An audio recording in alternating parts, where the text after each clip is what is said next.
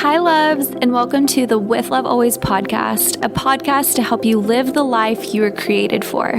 We are your hosts and your friends, Bree and Marissa, and we're so grateful you're here. We pray you listen and leave feeling more inspired, encouraged, and uplifted.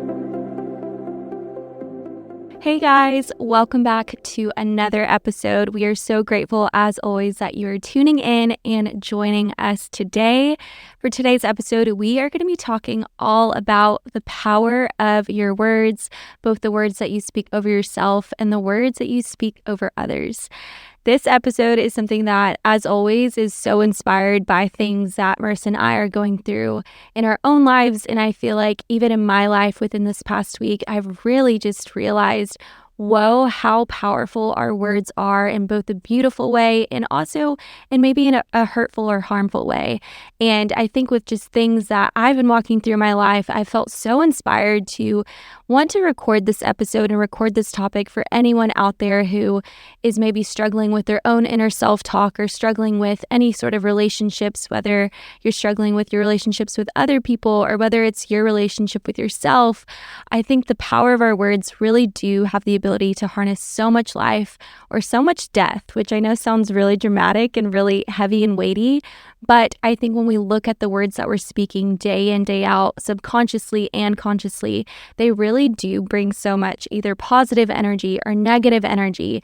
And they are subconsciously affecting the world that we live in, whether it's the world within our own minds or whether it's our relationship with our friends, our romantic partners, our coworkers, our family. Truly, the words that we choose to select on a day in, day out basis have the ability to affect and change and transform absolutely everything. And I know, speaking for myself as someone who I feel like I'm a person of a lot of words all the time, I always have something to say. I have really learned through my life the power of harnessing my words and the power of being wise in the words that I choose to speak over myself and over others and over circumstances. And I think it's so funny, even just to precedent this episode, I was telling Marissa something about my week and I was like describing it to her of, oh my gosh, yeah, it was so horrible. And in that immediate moment, I had to look to Marissa and be like, I am literally about to jump into an episode all about the power and the energy that our words bring. And I just want to retract the use of the word horrible because that word holds so much weight and so much gravity that does not actually match the experience I'm trying to describe. And though there is a time and place to use words for emphasis, I think the purpose and the heart and the intention with this episode is for us to all very carefully examine the words that we're using to describe ourselves, our life, our circumstances, all of the above. Because I know that's a big thing that's transformed my life and transformed my identity and has transformed so much more than just the way that I speak. It's so much deeper and really does affect our mental health, our well-being, and our life at the end of the day. Yeah, I love that. And when I was thinking about this episode, just a verse that came to mind kind of for the framework of this is Proverbs 18:21, and it says, "Death and life are in the power of the tongue." And boy, is that so true. Like, we hold so much authority in the words we speak. And I think it's so important to use our words with the utmost intention, whether that's verbally or internally to ourselves. So I know we're going to be kind of unpacking that, but I just really believe that the words we say shape our perception and that then informs our reality. So I know we've kind of touched on this a little bit, specifically with our fear episode, where we're saying when we are speaking these words or these negative thoughts come into our mind, that can actually manifest and become our reality. And so with this conversation, I just want us to be so intentional and just kind of reevaluate what's the language and the words that we're speaking over our life, over others, and is it doing more good than harm, or do we kind of need to make some slight adjustments? I feel like I know for myself, I can always be refining the words I choose and just trying to improve in that area. So I'm excited for us to just kind of dive in and talk about that today. Yes. So I think the first thing that came to mind when I was just thinking about the power of our words on our life is just truly the lasting impression and mark that our words can have on our life. And I so hear and I so validate the argument of, sometimes like it's not as deep as you think it is, or sometimes it's a joke, or sometimes, you're using a word for emphasis, or you're describing a person for whatever reason you're using this choice of word. And I think so often when we're not aware of the power of our words, I think we can make excuses for why we choose to speak the way that we do, or why we choose to belittle ourselves the way that we do, or it's not that deep when you call yourself stupid, or whatever it may be. But if there's anything that I was really, really reflecting on in light of this topic, is I can just so tangibly think of words that were spoken to me as a child, as a teenager, as an adult, that to this day have affected me and still do affect me, for better or for worse. And I'm going to share some stories that really shaped my life, and are things that both gave me so much purpose in my life, but also are words that were spoken to me at a young age that also really hurt me in my life. And I think, once again, as I was reflecting on this, truly our words have the power to either encourage or to destroy someone, to make someone feel so heard and so seen and so valued, or so forgotten, so invisible and so unwanted. And I think for myself, we just never know the gravity and what our words can mean to someone, for better or for worse. And I know for myself, I never want to be the reason why someone is second guessing themselves, or wondering if they're good enough, or wondering if they're capable enough, or wondering if their voice is heard enough.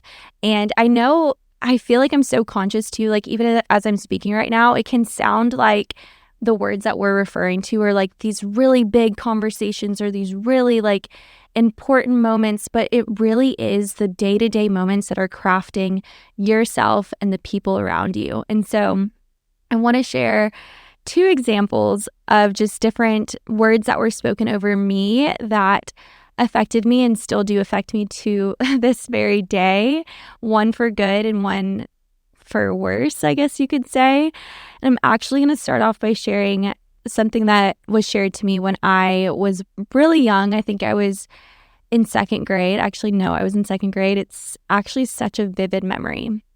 For backstory, I was born in Texas, but my family actually moved us to Norway when I was in kindergarten into 1st grade. And so all of my phonics and reading and those first developmental years of my life, even though they were so little, were in Norway. And so I did go to a private school over there. I'm giving you all the long version, but I went to a private school where basically I was taught to little things were different, how I was spelling things were different, how I was pronouncing things were different. The curriculum was just slightly different. And so anyways, when I moved back to the US and entered the 2nd grade, though I had only been living in Norway for a couple years, I very immediately off the bat, I don't know what it was, but I just was struggling with reading. And basically, I remember being in 2nd grade and having to read a certain amount of books, and I was just falling behind. I was failing the test on the books, and maybe I wasn't feeling all of them, but in my little girl mind, I just remember thinking, I am not good at this.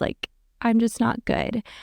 And I couldn't tell you exactly how this teacher phrased it to me. And I want to give her the benefit of the doubt, because also I'm a child, and my child interpretation was probably different than the way that she intended it.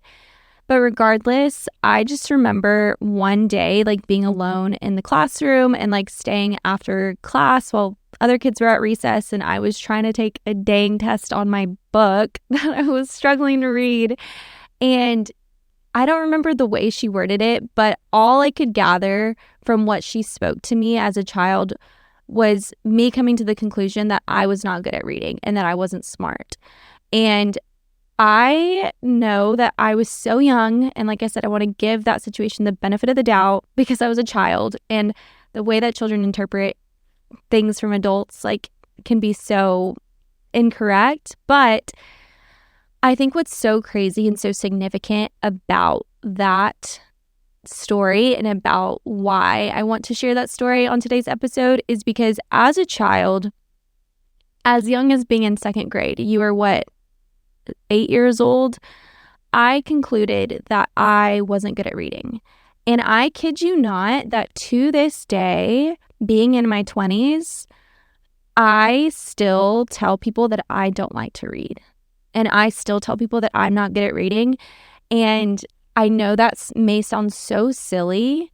And I can think of the numerous times in my life where I've told people, like, this is a year that I'm going to read one book a month and I'm going to change that and I'm going to stop believing that about myself. And honestly, like, I still haven't kind of unlearned that. I still don't choose to read like in my spare time. I'm not the type of person who just reads for fun.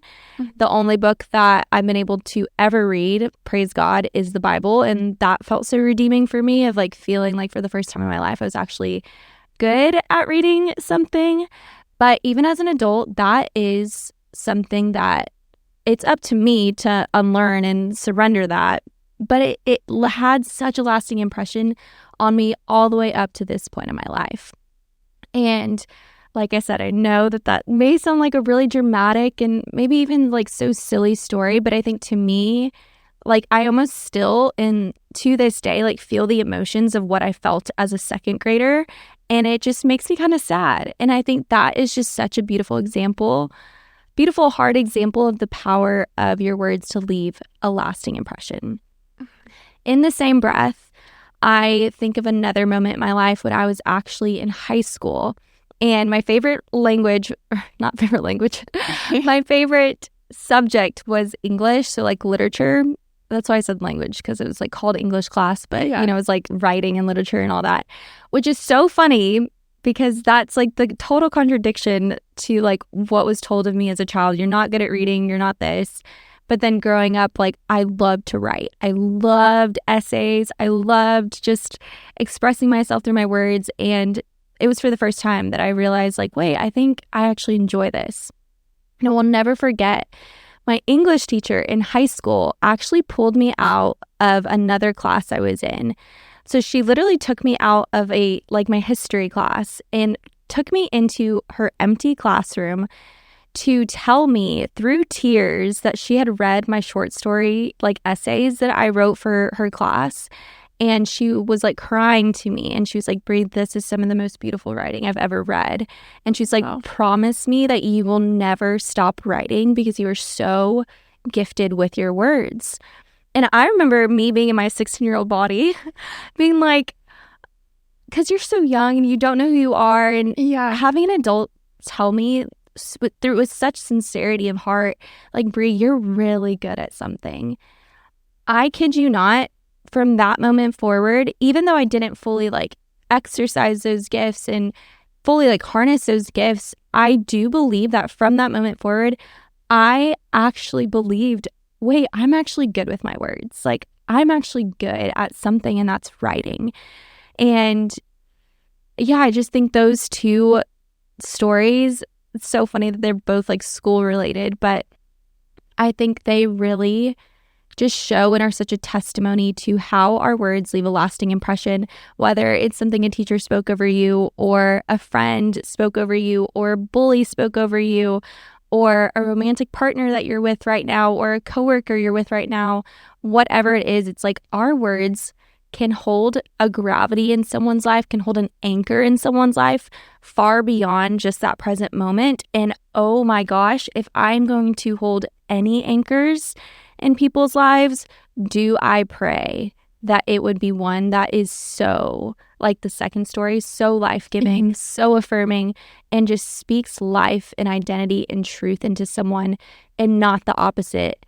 Not even at the expense of a joke, not even at the expense of, I don't know, making fun of something. Like, I think for me, it just is almost, it's just not worth it to think that I could ever hurt someone in any way with my words, Yeah, that story gives me such chills, and that's such a reminder. Like, because I feel like even when you were mentioning that, I was trying to think of like, when are times that people have told me like strengths or weaknesses? And I now am like having the realization that when I tell somebody now, if somebody's like, oh, Marissa, what are you good at? Or what are you interested in?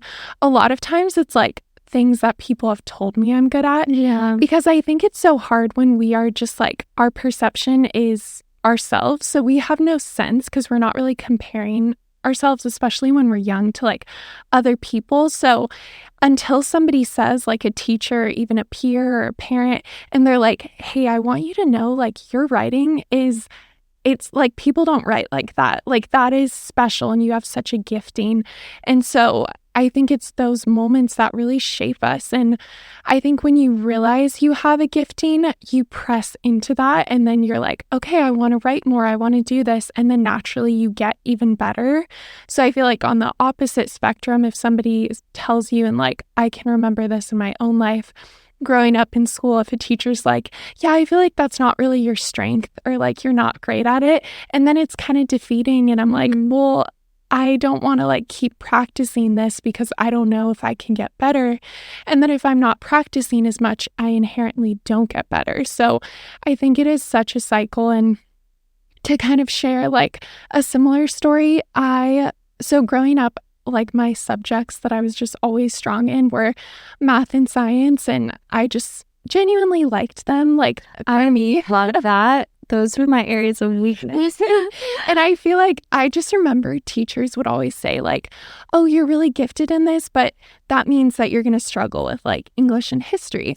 And so in my mind, I don't know if I could have been like gifted equally, but I know that I would always feel really insecure when I would write, or really insecure in history class. And I was like, my memory's just not that good, so it's hard for me to retain this stuff. But naturally, I think I just was spending more time studying and pressing into math and science because that's where I was getting affirmation. And so I just remember feeling like kind of insecure about that. And that also would like carry over to kind of like more creative subjects. So even things like drawing as a kid, I was like, oh, I'm so not good at this. And I just always, people would be like, oh, your brain's not wired for that. So fast forward to when I met my husband, so probably like 18 years old. He is so creative, like one of the most creative people I know. He was doing photography at the time, so obviously every day he was exercising like that creative muscle. And I remember telling him like, oh, that's such an amazing gift of yours. Like, I'm so not creative. And after he maybe like had known me for maybe like close to a year, he's like, why do you say you're not creative? Because you actually are a very creative person. And I was like, what? Nobody's ever told me that before.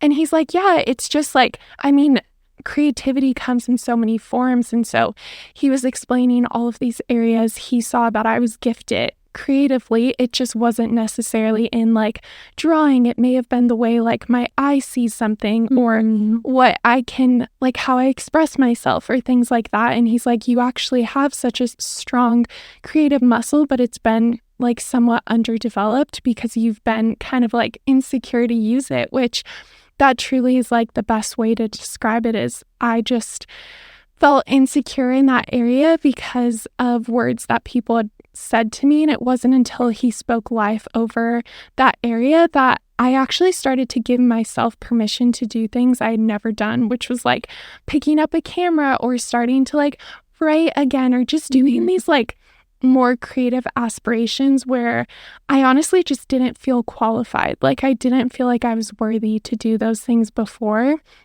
And it wasn't until somebody else saw an opportunity for me not only to have like a present gifting, but to really grow in that area. And so, yeah, kind of to like the point you were making, I just think like I so hope that I can be that person to other people. And I think too, to be careful, like when we're praising somebody's gifts, that we don't unintentionally diminish other areas.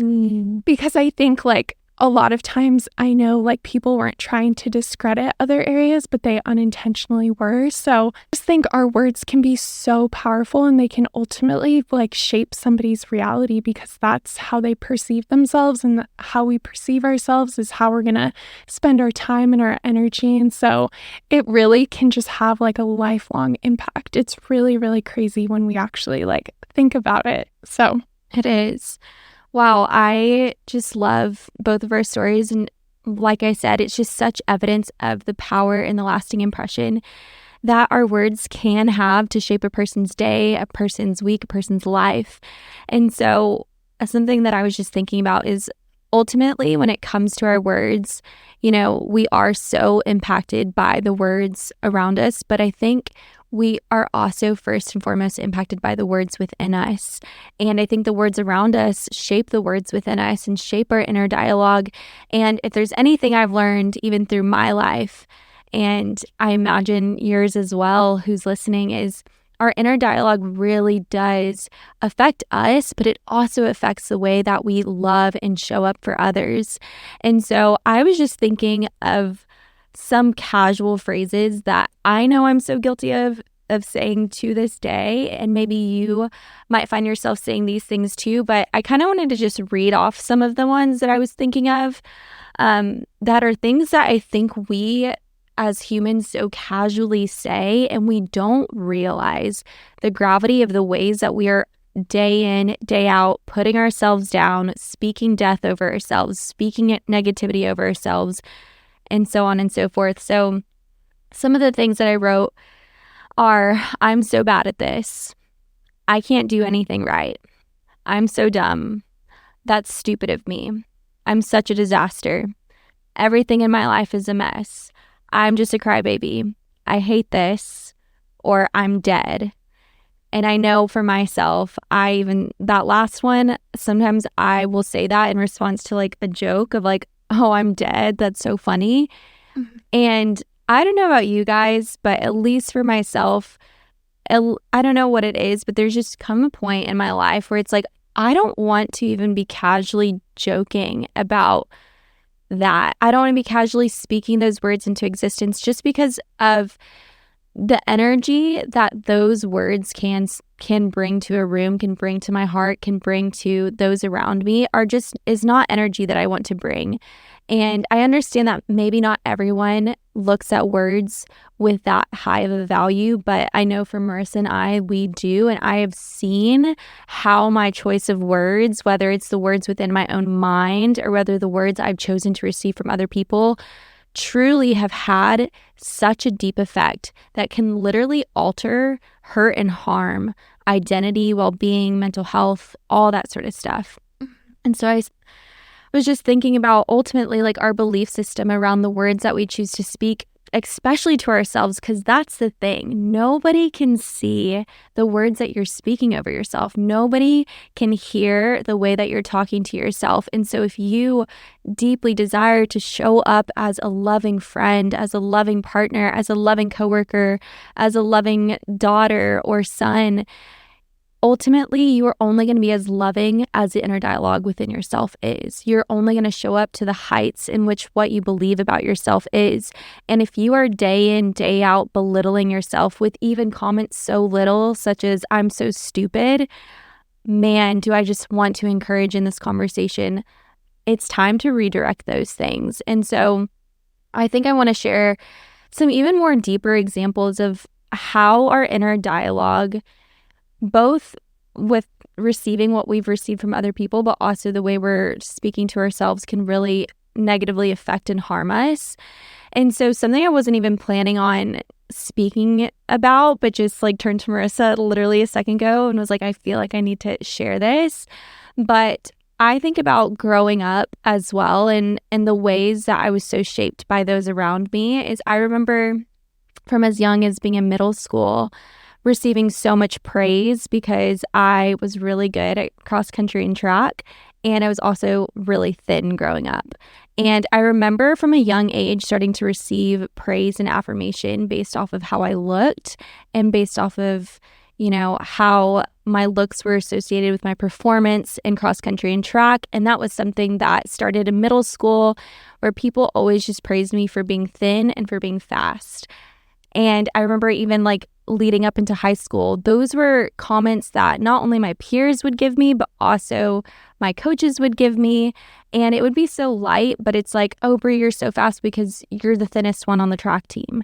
And it's crazy to me now to even think that I think coaches would say that, or to think about, my teammates saying that. But I think about back when I was that age and when all your confused about is what's going on in your body with puberty, and all you're wanting to do is figure out who you are, and you would, especially as a girl, you want to feel pretty and you want to start, like, I don't know, growing into your body, and you're just so susceptible to the words that people say over you. And I remember very quickly associating my sense of worth at that age with being thin and being good at sports. And this is a whole long story that I'm going to make as short as possible, but I did end up developing an eating disorder. And I struggled with an eating disorder and body image issues for so many years of my life, from as young as 13 to 20. And truly, like, I can look back on my life on both the words that were spoken over me, but ultimately the dialogue of truly death and destruction and self-harm that I was having within myself day in and day out, that was feeding those narratives that my only sense of worth and value is if these things are true, is if I remain thin, is if I remain the fastest girl running the 1 mile, whatever it may be. And I think I share that because it just shows, if you every single day are accepting the negative words that you're speaking over yourself, if you are looking in the mirror and you are thinking, I'm so ugly, I'm not beautiful, I'm fat, I'm this, whatever words, and you accept them as your norm, your life and the way that you are living is going to remain the same. And the only thing that can shift that death in your life into life is you changing those words and changing those narratives. And I think about for myself, when I finally was like, something in my life needs to change. I don't want to be on this trajectory for the rest of my life. I don't want to normalize the way that I'm speaking about myself. I don't want to normalize my relationship with food like this, which was really unhealthy at the time. I don't want to normalize my distorted view of my body. What actually it took for me to be set free from my eating disorder, along with other things, but was me changing the words I spoke to myself. I so vividly remember I would look in the mirror and I would think every single horrible thing that you probably could ever think about yourself, of I was just unworthy, I was fat, I was ugly, I was this, is that, which none of those things were true. And that is the distortion of what an eating disorder does to you. And I do want to be really sensitive to anyone who maybe is listening and maybe is currently going through that. Know that I sympathize with you, and I understand so deeply the gravity of how your thoughts are not reality at all. Because by no means during that time when I was telling myself I'm fat and I'm ugly and I'm unworthy, was I any of those things at all, like not even remotely. But I remember taking those thoughts and I would journal them. And I would say, I believe this, I'm ugly, I'm this, I want to hurt myself in this way, I want to do this, that.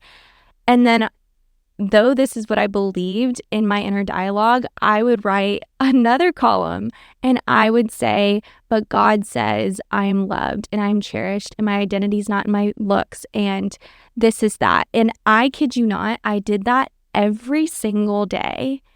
Until one day I realized that the thoughts, those dark thoughts, were not haunting me as much as they once were. And then I realized one day that I was like, wait, I haven't thought anything negative about myself in a really long time. And though that wasn't the cure-all for my, 7 years prior of having an eating disorder, it was the beginning of the trajectory of freedom towards being released from that negative inner dialogue that I was having. And so that's why I cannot encourage enough. And though that is like a more weighty topic and a more weighty example, I cannot encourage enough. Like, if you are even saying on a day-to-day basis that you're stupid or that you're not good enough or that you're whatever it may be, any of the examples I listed, do not accept that self-talk with yourself. And just as I shared about the example before I started filming this episode, cannot encourage enough to redirect that train of thought. Take those words, literally take them back from yourself and rephrase it to be something that's different and life-giving.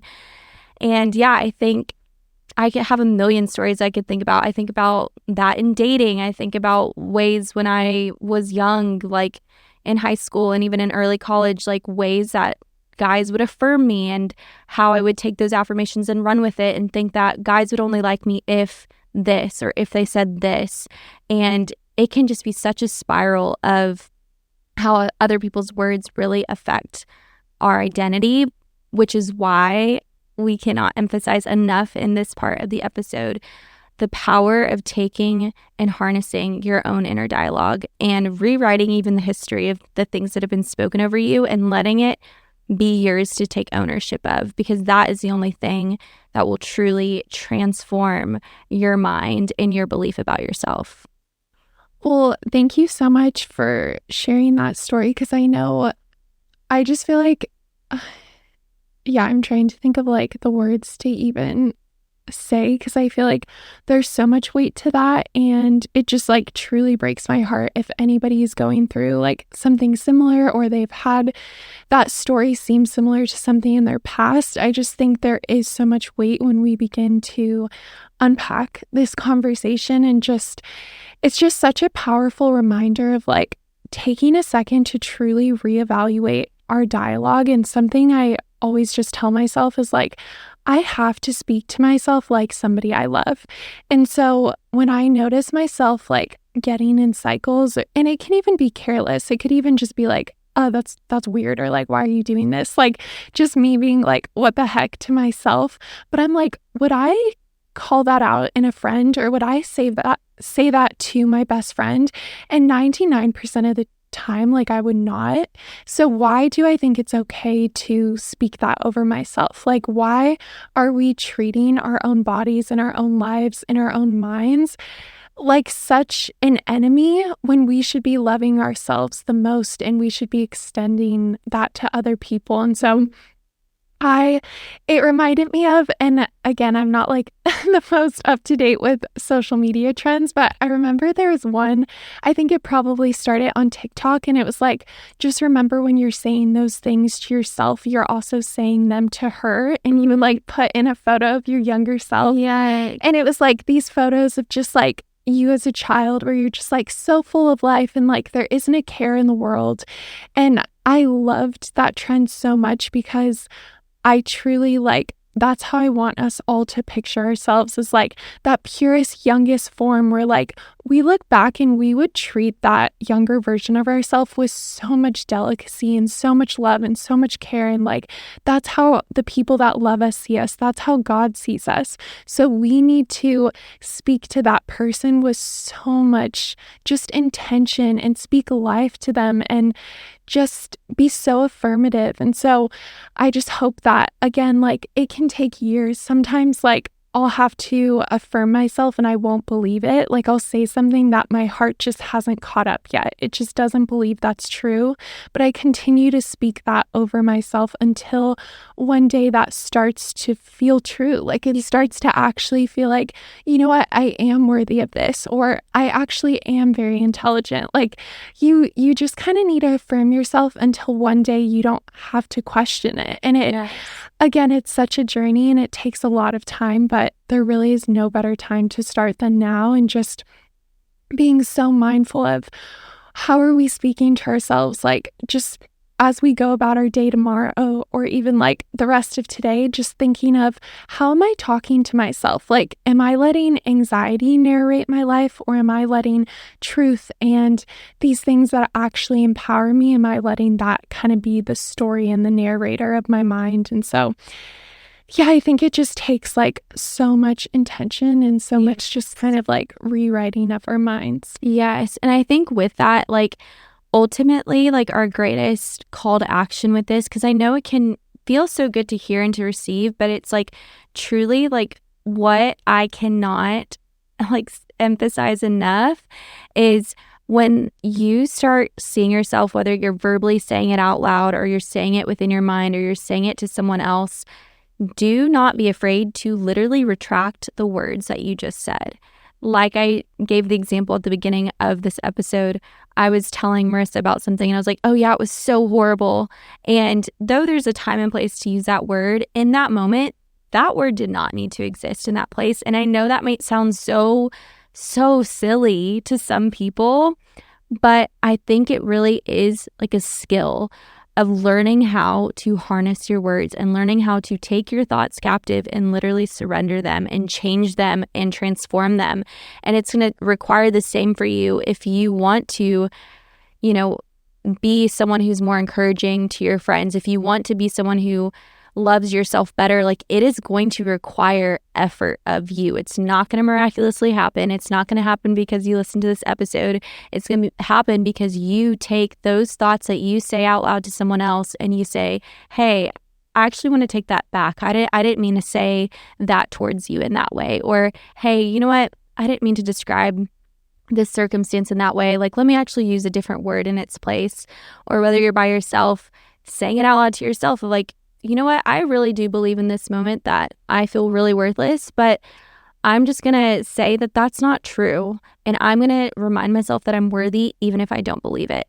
It is going to require the active pursuit of you changing your inner dialogue and you changing your external dialogue to other people for your words to have the impact that you desire to see in your life. And so I actually was just thinking about this, and I feel like I might butcher it. And Marissa, you might have heard it before too, but I remember like years ago when I was actually, still recovering and going through everything with my eating disorder, and I was trying to honestly rewire my mind.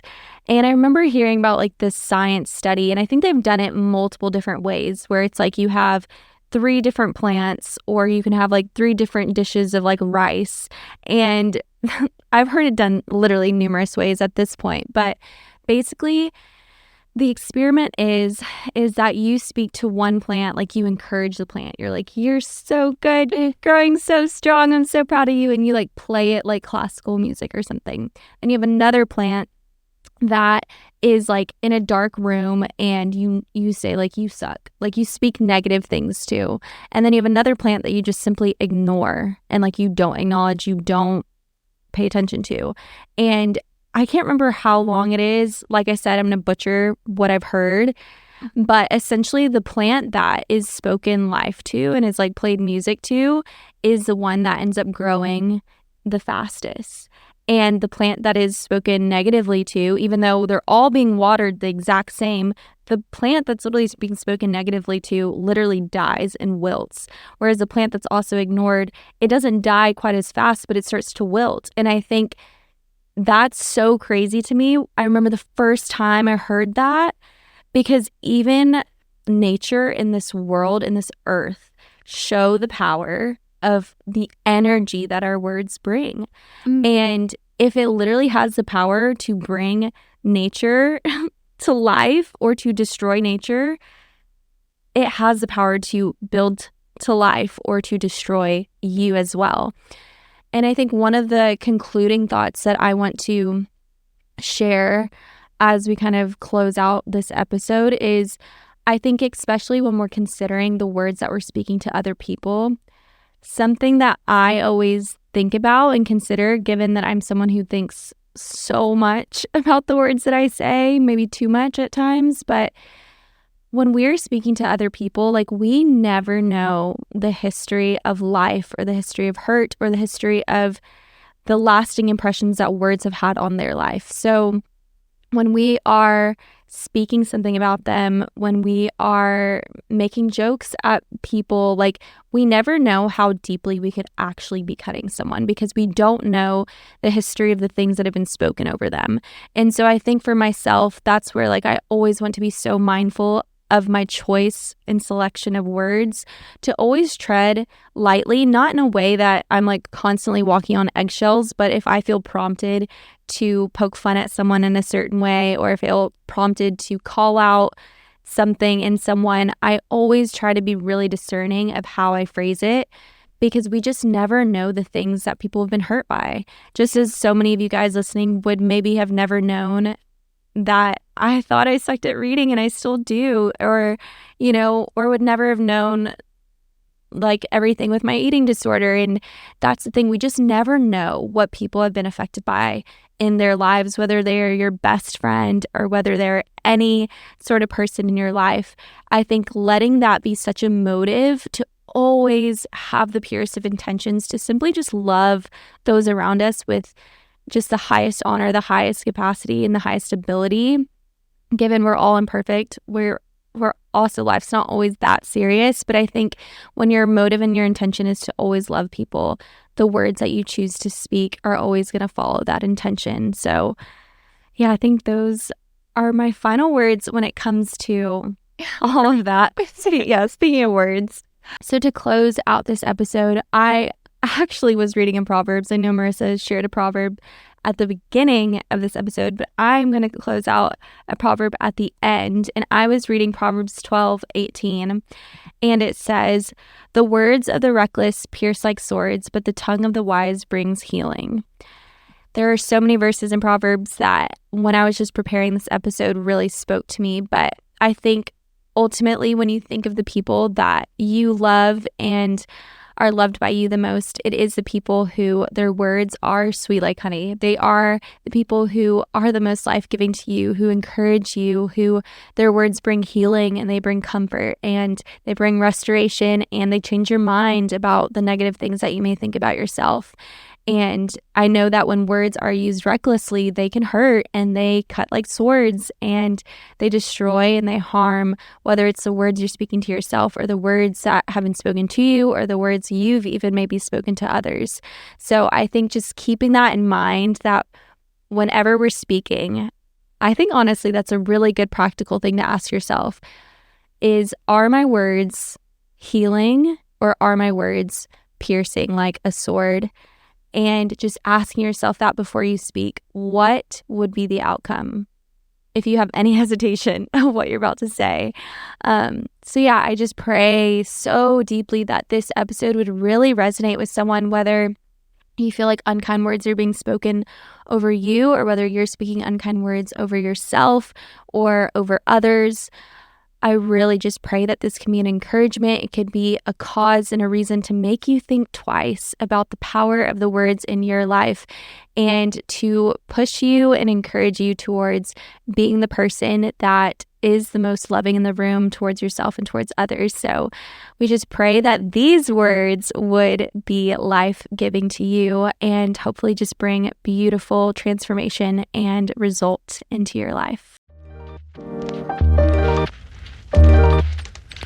Okay, so for this week's Love Notes, we're just going to keep it sweet and simple, and we're just going to say something we're grateful for. So it can be something that happened this week or just something in general that, I don't know, we're just appreciative of. I want you to go first. Let me think about this for a second. I just feel like God has been so intentional with bringing very specific people into my life in these past 2 weeks. And there's like stories that I could launch into to explain.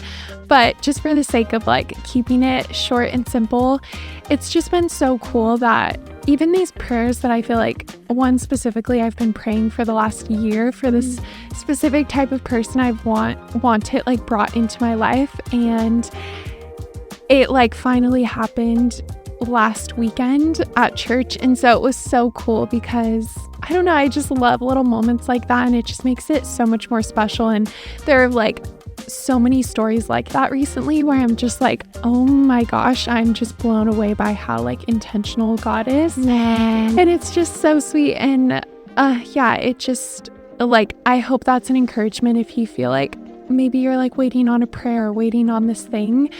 You don't know the timing of when it will come, but it like so will. Like that does not fall on deaf ears. And so it's just been so sweet to see, even though it might seem small, like it's not even this like crazy encounter, but to me, it just felt so sweet and so special. That's so beautiful. It's such a good one. I was going to keep mine so simple and just say California, we do get seasons. People say we don't get seasons. We do a little bit. But I feel like the weather here has just been so much more cool and crisp, and it's so nice. It's such a like simple joy that I've just found myself genuinely like so grateful for when I walk out the door every morning.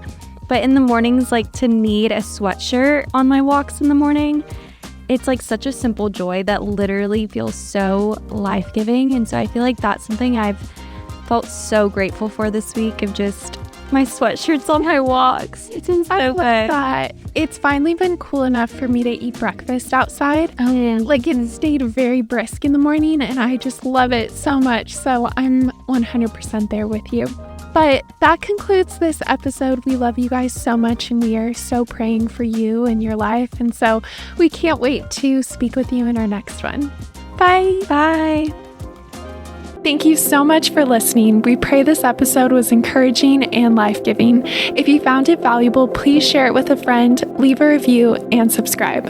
And be sure to follow us along over on Instagram at With Love Always Podcast. Signing off with all of our love always, Bree And Marissa.